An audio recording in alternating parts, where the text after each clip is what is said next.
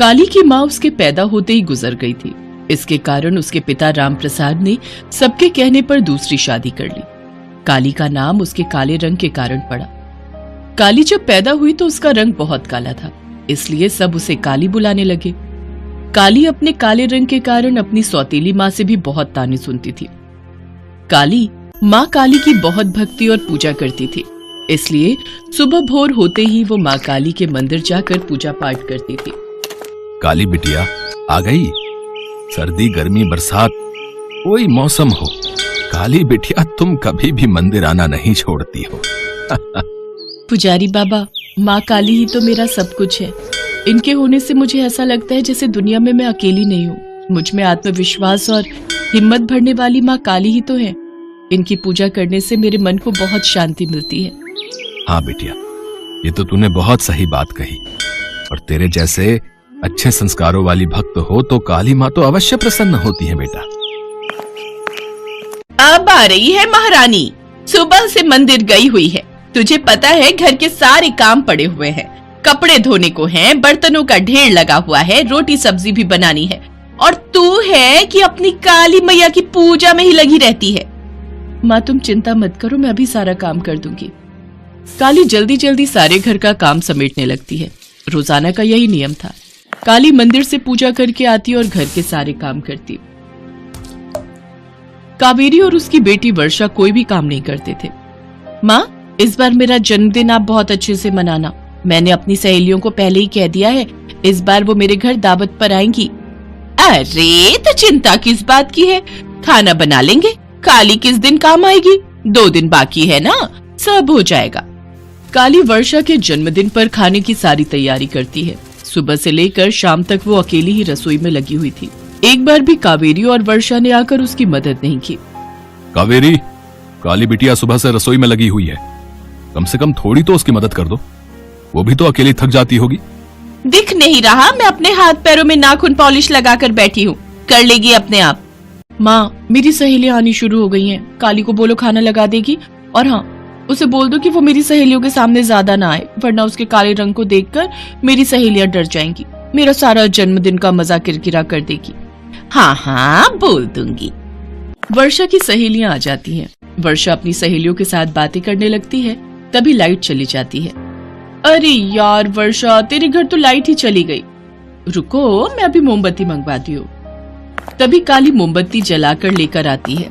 उसे देखकर सारी सहेलियां चीख पड़ती हैं। भूत भूत, अरे बचाओ, चलो चलो भागो यहाँ से, यहाँ तो भूत है। वर्षा, तुम्हारे घर में भूत है, तुमने पहले नहीं बताया। अरे रुको, तुम लोग कहाँ जा रही हो, वो कोई भूत नहीं है, मेरी बहन है काली। अरे रुको तो। वर्षा की सहेलियां उसकी एक नहीं सुनती और डरकर वहां से भाग जाती हैं। वर्षा और कावेरी गुस्से में आ जाती हैं। राम प्रसाद उस समय घर पर नहीं था, इसलिए वो दोनों काली को खूब खरी खोटी सुनाती हैं। माँ, मैंने कहा था इस काली की बच्ची को मेरी सहेलियों के सामने मत आने देना, फिर ये मेरे कमरे में क्यों आई? मोमबत्ती लेकर बिल्कुल भूतनी जैसी डरावनी लग रही थी। इसे कह दो यहाँ से चली जाए और आज के बाद मेरे सामने कभी ना आए। निकल जा यहाँ से, अभी के अभी इस घर से निकल जा। मेरी बेटी के जन्मदिन को तूने खराब कर दिया। मैं तेरी शक्ल नहीं देखना चाहती। तेरे बापू आए इससे पहले तू इस घर से चली जानी चाहिए, वरना मुझसे बुरा कोई नहीं होगा। पर माँ, इस समय मैं कहाँ जाऊंगी? मुझे ऐसे मत भेजो माँ। नहीं, मैं तेरी एक नहीं सुनूंगी। बड़ी काली माँ की भक्त बनी फिरती है ना, जाकर उन्हीं के साथ रह। काली रोती हुई घर से निकल जाती है और काली माँ के मंदिर पहुँचती है। क्या हुआ बेटी, तुम रो क्यों रही हो? पुजारी जी, इसमें मेरा क्या दोष कि मेरा रंग काला है। आज इस काले रंग की वजह से सब मुझसे नफरत करते हैं। मैं माँ काली की इतना पूजा करती हूँ, वो मेरी सहायता क्यों नहीं करती है? मुझे इतने दुख क्यों मिल रहे हैं पुजारी बाबा? बिटिया, भगवान के घर में देर है पर अंधेर नहीं है। और माँ काली तो ममता की देवी है। वो अपने भक्तों पर कभी भी कोई दुख और विपदा नहीं आने देती। उन पर विश्वास रखो, वो सब ठीक करेंगी बेटा। तभी राम प्रसाद भी मंदिर पहुंच जाता है। काली बिटिया, चल घर चल। तू तो अपनी माँ का स्वभाव जानती है, उसने गुस्से में तुझे कुछ कह दिया होगा। चल, मैं तुझे लेने आया हूँ। जाओ बेटिया जाओ, अपने पिताजी के साथ जाओ जाओ। काली माँ काली को प्रणाम करके अपने बापू के साथ घर आ जाती है, पर कावेरी और वर्षा उसके साथ अच्छा व्यवहार नहीं कर रही थी। कावेरी चाहती थी कि हमेशा के लिए काली इस घर और गांव से चली जाए। इसलिए वो उपाय सोचने लगी और उसे उपाय मिल गया। माँ काली के मंदिर में माँ काली को सोने का मुकुट और गहने चढ़ाए गए थे। सब जानते थे कि काली हर सुबह पुजारी जी के उठने से पहले ही मंदिर में दर्शन के लिए चली जाती है। इसलिए कावेरी ने मंदिर में चढ़ाए गए मुकुट और जेवर की चोरी कर ली। सब लोग हैरान थे कि आखिर मंदिर में चोरी किसने की है। पुजारी जी, सुबह सुबह मंदिर में कौन आता है? और आज सुबह सबसे पहले मंदिर में कौन आया था? सुबह सुबह तो काली बिटिया ही मंदिर आती है, और आज सुबह भी वही आई थी। पर चौधरी साहब, मैं काली बिटिया को जानता हूँ, वो कभी भी मंदिर में चोरी नहीं करेगी। वो तो बहुत ही अच्छी बच्ची है, माँ काली की परम भक्त है। अरे चौधरी साहब, सब लोग ऊपर से सीधे ही दिखाई देते हैं, क्या पता चोर काली ही हो और उसने ही चोरी की हो। हाँ चौधरी साहब, सुबह सुबह जब काली ही मंदिर आती है तो चोर भी वही है। सब लोग काली पर चोरी का इल्जाम लगाने लगे। काली को मंदिर में लाया गया। उसके साथ कावेरी, वर्षा और काली के पिता रामप्रसाद भी मंदिर पहुंचते हैं। कावेरी तो यही चाहती थी। वो मन ही मन अपनी मक्कारी पर हंस रही थी। वो सबके सामने काली को मारने पीटने लगती है। शर्म नहीं आई? एक तो पहले ही मनहूस ने काले रंग के साथ जन्म ले लिया, अब ऊपर से चोर बनकर जिस काली माँ की भक्ति करती है उस माँ के मुकुट और गहने चुरा लिए। नहीं माँ, मैंने चोरी नहीं की। मैं सच कह रही हूँ बापू, मेरा विश्वास करो, मैंने कोई चोरी नहीं की। सुनो जी, इस समय तुम इस चोर का साथ नहीं दोगे, भले ही ये तुम्हारी बेटी है। चौधरी साहब, आपने इसके साथ जो करना है वो करो। इसे पुलिस के हवाले करना है तो कर दो। हम इस लड़की को अपने घर में बिल्कुल नहीं रखेंगे। सब लोग काली को चोर चोर कहकर बुलाने लगे। काली फूट फूट कर माँ काली के चरणों में रोने लगती है। पुजारी जी और रामप्रसाद की आंखों में भी आंसू थे। तभी रोते रोते काली के आंसू माँ काली के चरणों में गिरते हैं और काली महाकाली का रूप ले लेती है। काली को महाकाली का रूप बना देख गांव थर थर कांपने लगते हैं। कावेरी और वर्षा भी घबरा जाती हैं। काली चोर नहीं है। काली ने मेरे मंदिर से कोई चोरी नहीं की। असली चोर कावेरी है। कावेरी ने जानबूझकर मेरे मंदिर में चोरी की ताकि काली को इस घर और गांव से निकलवा सके। मैं कावेरी को दंड देने आई हूं और तुम सब गांव वाले भी इस पाप में भागीदार हो। तुमने भोली भाली मेरी भक्त काली पर अत्याचार किए।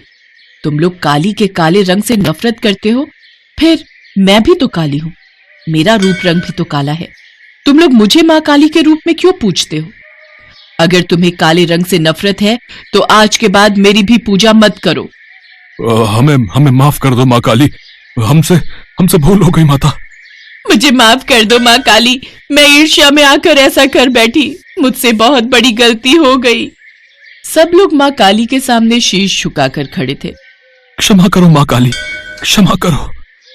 आज से मैं काली को कभी भी नफरत की नजर से नहीं देखूंगी, हमेशा उसे अपनी बेटी बनाकर रखूंगी मैया। ठीक है, मैं तुम सबको क्षमा कर देती हूँ। काली, अपने परिवार के साथ खुश रहना, मेरा आशीर्वाद तुम्हारे साथ है। इतना कहकर काली के शरीर से महाकाली अंतर्ध्यान हो जाती है। काली बेहोश पड़ी थी, उसे होश आता है। काली, मेरी बच्ची, अब मैं तुझे बहुत प्यार करूंगी, तुझसे कभी नफरत नहीं करूंगी बिटिया। कावेरी काली को गले से लगा लेती है। सब गांव वाले भी काली को सम्मान भरी नजरों से देखते हैं। उस दिन से काली को उसके काले रंग के लिए किसी ने भी कुछ नहीं कहा। कुछ समय पश्चात माँ काली के आशीर्वाद से काली का विवाह एक अच्छे घर में संपन्न हो जाता है और वो सुख से अपना जीवन व्यतीत करने लगती है।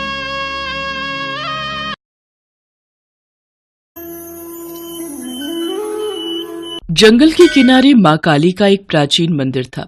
दिन के समय वहां भक्तों की भीड़ लगी रहती थी, पर शाम के समय मंदिर के पंडित जी मंदिर के द्वार पर ताला लगाकर पड़ोस के गांव में बने अपने घर चले जाते थे। एक दिन पंडित जी जब शाम की पूजा करके मंदिर का द्वार बंद करके घर जाने की तैयारी में थे, तभी वहां एक आदमी आ पहुंचा। जय माँ काली पंडित जी, बस 2 मिनट अगर आप कहें तो मैं माँ काली के दर्शन कर लूं। कर लो बेटा, पर जल्दी करना। शाम के समय जंगल के आसपास चोर उचक्के घूमते हैं, इसलिए मैं भी इस समय तक गांव लौट जाता हूं। बस हो गया पंडित जी, माँ काली के दर्शन करके धन्य हो गया। अच्छा, मैं चलता हूं। वास्तव में वो आदमी कोई साधारण इंसान नहीं था, बल्कि उसी जंगल के नजदीक बने एक दूसरे गांव में रहने वाला राजू नाम का चोर था। राजू कई दिनों से माँ काली के मंदिर में चोरी करने के बारे में सोच रहा था। आज पंडित जी के जाने के बाद वो मंदिर का ताला तोड़कर माँ काली के मंदिर में लगा सोने का घंटा चुरा लेता है। हे माँ काली, आप तो जानती हो चोरी करना मेरे लिए कितना जरूरी है। अगर मैंने चोरी नहीं की तो घर पर मेरी पत्नी और दोनों बच्चे भूख से मर जाएंगे। कई दिनों से मेरे घर में चूल्हा भी नहीं जला है, इसलिए मुझे क्षमा करना। मैं आपके मंदिर से ये सोने का घंटा चुरा कर ले जा रहा हूँ। राजू मंदिर में से घंटा चोरी करके मंदिर के बाहर आ जाता है, पर अचानक उसके दिल में एक आवाज उठती है। नहीं नहीं, मेरा दिल नहीं मान रहा। पता नहीं आज मंदिर में चोरी करते हुए मन बहुत बेचैन हो रहा है। मैंने कई बार बहुत से घरों में अमीर सेठ और पैसे वाले लोगों के घर में चोरी की है, पर कभी मेरा मन नहीं घबराया। आज ऐसा क्यों हो रहा है? कहीं ऐसा तो नहीं कि माँ काली मुझे कुछ कहना चाह रही हो? मैं ये घंटा चोरी नहीं कर सकता। काली माँ मुझे क्षमा करना। मैं आपके मंदिर में चोरी करने आया तो था, पर आपके दर्शन करके मेरा मन बदल गया। मैं आपसे वादा करता हूँ मैं आज के बाद कभी भी चोरी नहीं करूंगा। पर देवी मैया, मैं बहुत गरीब हूँ। अपने परिवार का पालन पोषण सिर्फ इस चोरी के रुपयों से ही करता आया हूँ। मेरी सहायता करना माँ, मैं दोबारा अपना रास्ता भटक न जाऊं। जय काली मैया। राजू ने काली माता के मंदिर से वो घंटा नहीं चुराया। वो खाली हाथ ही घर लौटता है और अपनी पत्नी को सारी बात बताता है। आपको लगता है माँ काली हमारी मदद करेंगी? हाँ सुनीता, मैं जानता हूँ माँ काली बहुत शक्तिशाली है। अगर उन्होंने मेरा हृदय परिवर्तन करके मेरी दिशा बदली है तो वो मेरी दशा भी अवश्य बदल देंगी। मुझे उन पर विश्वास है। कहते हैं भगवान पर विश्वास ही भक्तों को हर मुसीबत में लड़ने की हिम्मत देता है। कुछ दिन तक राजू, उसकी पत्नी और बच्चे सब भूखे सोते रहे। गांव के नजदीक एक नगर में सेठ मोहनलाल अपनी पत्नी के साथ रहते थे। वे भी माँ काली के परम भक्त थे। एक रात सेठ मनोहर लाल जब गहरी निद्रा में सो रहे थे, तब माँ काली ने उन्हें दर्शन दिए। माँ, आपके दर्शन पाकर मैं धन्य हो गया। पुत्र, मैं जानती हूँ कि तुम मेरे परम भक्त हो। मैं तुम्हें एक कार्य देना चाहती हूँ। पास के गांव में राजू नाम का एक गरीब आदमी अपने परिवार के साथ रहता है। तुम्हें उसके पास जाना है और उसकी मदद करनी है, ताकि वो मेहनत करके अपने परिवार का पालन पोषण कर सके। जो आज्ञा माँ। इतना कहते ही माँ काली अंतर ध्यान हो गई। अगले दिन सेठ मनोहर लाल राजू के घर का पता पूछते हुए उसके घर पहुंचता है। राजू, मुझे घर पर काम के लिए एक व्यक्ति की जरूरत है। क्या तुम मेरे घर पर काम करोगे? मैं आपको जानता नहीं सेठ जी, आपको किसने भेजा है? राजू, मैं जानता हूं तुम माँ काली के भक्त हो। वैसे ही मैं भी माँ काली का भक्त हूं। समझ लो, उन्हीं की आज्ञा से मैं तुम्हें लेने आया हूं। राजू समझ जाता है कि हो ना हो माँ काली ने उसकी मदद के लिए सेठ मनोहर लाल को उसके पास भेजा है। सेठ मनोहर लाल राजू के हाथ में खर्चे के लिए कुछ रुपए देते हैं। उसके पश्चात अगले दिन राजू सेठ जी के घर काम पर लग जाता है। राजू सेठ और सेठानी की खूब सेवा करता था। सेठ जी की कोई संतान नहीं थी। सेठ जी और सेठानी दोनों इस दुनिया में अकेले थे। एक बार सेठानी बहुत बीमार पड़ गई। तब राजू ने उनकी बहुत सेवा की। राजू बेटा, तुमने बीमारी के दिनों में मेरी बहुत सेवा की है, बिल्कुल मेरे अपने बच्चे की तरह। तुम्हारे आने से सचमुच हमें बहुत आराम मिल गया है। माँ जी, आपने और सेठ जी ने भी तो मुझ गरीब पर इतने उपकार किए हैं, उनके आगे तो ये कुछ भी नहीं। राजू को सेठ जी के घर काम करते हुए 1 साल बीत जाता है। सेठानी की तबीयत अब खराब रहने लगी थी। एक दिन वो सेठ जी से बोली, सुनो जी, मेरा अब कोई भरोसा नहीं है कि मैं इस दुनिया से कब चली जाऊं, पर मैं इतना जानती हूँ कि मेरे जाने के बाद राजू आपका पूरा ख्याल रखेगा। मेरी इच्छा है कि हम राजू को अपनी जायदाद का वारिस बना दें। वो तो ठीक है, पर तुम ऐसा क्यों सोच रही हो? तुम्हें कुछ नहीं होगा, तुम बिल्कुल ठीक हो जाओगी। पर वक्त को कुछ और मंजूर था। सेठानी दुनिया से चली गई। उनके जाने के बाद सेठ जी उदास रहने लगे। इसलिए राजू कभी कभी अपने दोनों बच्चों को सेठ जी के पास खेलने के लिए ले आता था। बच्चे सारा दिन सेठ जी के साथ खेलते थे। पिंकी बिटिया, बंटी बेटा, देखो मैंने तुम दोनों के लिए कितने सारे खिलौने मंगवाए हैं। सेठ जी, ये दोनों बहुत शैतान हो गए हैं। आप इनके लिए रोजाना कुछ ना कुछ मंगवाते रहते हैं और ये दोनों आपको परेशान करते हैं। चलो बच्चों, अब घर चलो। नहीं बापू, हमें दादाजी के साथ और खेलना है। मुझे भी बापू दादा के साथ खेलना है। बच्चों की मीठी मीठी और कोमल बातें सुनकर सेठ जी की आंखें भर आती हैं और वो राजू से कहते हैं, राजू, तुम सबका साथ पाकर मेरा परिवार पूरा हो गया। सेठानी की इच्छा थी कि हमारी जायदाद के वारिस तुम बनो, और आज मैं सेठानी की इच्छा को पूरा करना चाहता हूं। जब तक मेरी जिंदगी के दिन बचे हैं, मैं तुम सबके साथ गुजारना चाहता हूं। अब से तुम कानूनन मेरे बेटे बनकर इस घर में रहोगे। मैंने वकील साहब को बुलवाकर सारी जायदाद तुम्हारे नाम कर दी है बेटा। सेठ जी, आप ये कैसी बातें कर रहे हैं? मुझे आपसे कुछ भी नहीं चाहिए। आपका इतना प्यार पाकर मुझे सब कुछ मिल गया। मां काली ने आपसे मिलवाकर मेरे जीवन में ढेरों खुशियां दे दी। मुझे कुछ नहीं चाहिए सेठ जी। बेटा, मैं नहीं चाहता कि सेठानी की इच्छा अधूरी रह जाए। क्या तुम सेठानी को अपनी मां नहीं मानते थे? सेठ जी की बातें सुनकर राजू रो पड़ता है। अब राजू अपने परिवार के साथ सेठ जी का बेटा बनकर उनके घर में ही रहने लगा। जिंदगी के आखिरी वक्त में सेठ जी ने बेटा बहू और पोते पोती का सुख देख लिया और इस दुनिया से चले गए। राजू एक बेटे की तरह सेठ जी का अंतिम संस्कार करता है।